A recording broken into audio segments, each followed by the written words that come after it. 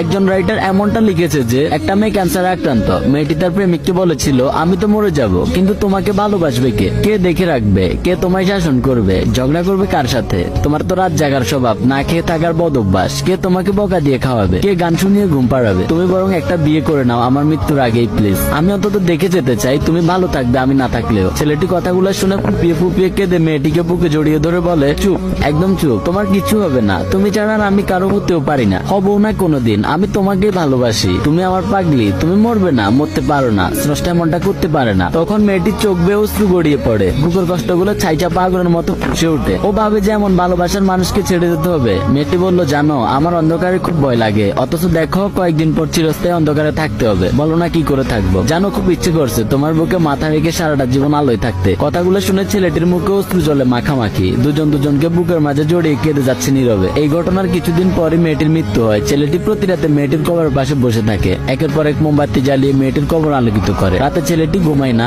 এই ভেবে যে তার প্রিয় মানুষটা অন্ধকার সহ্য করতে পারে না। ইদানিং ছেলেটিরও ক্যান্সার ধরা পড়েছে, খুব টেনশন আছে ছেলেটি। মৃত্যুর চিন্তায় না, ছেলেটি ভাবছে সে চলে গেলে তার প্রিয় মানুষটার কবরে মোমবাতির আলো জ্বালাবে কে? সে যে অন্ধকার খুব ভয় পায়। ভালো থাকুক, ভালোবাসাটাও পারে। আসলে যে যাই বলুক, ছেলেরা একটু বেশি ভালোবাসে। মন থেকেই বলি, পূর্ণতা পাক পৃথিবীর সকল ভালোবাসাগুলা। ভালো থাকবেন সবাই, আল্লাহ হাফিজ।